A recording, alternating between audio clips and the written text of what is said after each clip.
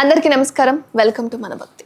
నంద్యాల జిల్లాలో ప్రముఖ పుణ్యక్షేత్రమైన శ్రీశైలంలో ఉగాది మహోత్సవాలు ఈ నెల 27 నుంచి 31 వరకు వైభవంగా జరగబోతున్నాయి. ఈ నేపథ్యంలో దేవాది దేవుణ్ణి తనివి తీరా దర్శించుకునేందుకు నల్లమల అడవి మార్గం గుండా కాలినడకన పాదయాత్రగా కన్నడ భక్తులు వేలాది మందిగా తరలి వస్తున్నారు.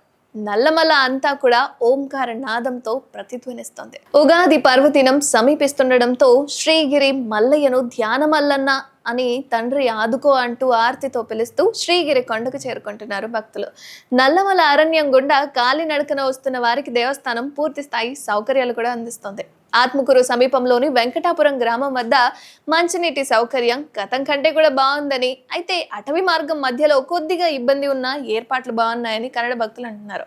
అయితే నల్లమల బాటలన్నీ కూడా మల్లన్న సన్నిధి వైపే కన్నడ భక్తులు భజనలతో మార్మోగుతున్న శ్రీశైలం మరోపక్క వైద్య సదుపాయాలు బాగున్నాయని, అడవి మార్గంలో భీమకొలను మీదుగా కొండెక్కి కన్నడిగులు పాదయాత్రగా నడుచుకుంటూ వస్తున్న నేపథ్యంలో దేవస్థాన అధికారులు కూడా లక్షలు ఖర్చు పెట్టి కాలినడకన నల్లమల నుంచి వచ్చే ఆ కన్నడ భక్తులకు వైద్య సౌకర్యాలు అందిస్తున్నాయి. ఇక పాదయాత్ర భక్తుల కోసం అడవి మార్గంలో రాళ్ళు రప్పలు లేకుండా కూడా కాలినడకన వచ్చే భక్తులకు ఎటువంటి ఇబ్బందులు కలగకుండా రహదారి వెంట ట్రాక్టర్లతో నీళ్లు కూడా చల్లుతున్నారట. అయితే భక్తులకు మార్గ మధ్యలో దేవస్థాన సహకారంతో స్వచ్ఛంద సేవాకర్తలతో అన్నదానం కూడా ఏర్పాటు చేశారట.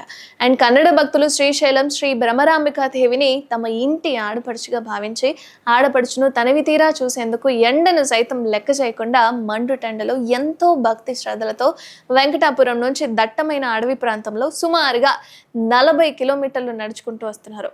పాదయాత్రగా వస్తున్న కన్నడ భక్తుల కోసం పలువురు దాతలు కూడా మజ్జిగ కానీ మధ్యలో పండ్లు అన్నదాన కార్యక్రమాలు కూడా చేస్తున్నారు. అండ్ భక్తుల సౌకర్యాలపై దేవస్థానం కూడా ఈవో శ్రీనివాసరావు ప్రత్యేక దృష్టి పెట్టడం సంతోషంగా ఉందని పలువురు కన్నడ భక్తులు కూడా చెప్తున్నారు. అండ్ మీరు ఎప్పుడైనా శ్రీశైలానికి సంబంధించి కాలినడకన వెళ్ళారా? వెళ్తే ఆ అనుభవం ఏంటో కామెంట్ చేయండి.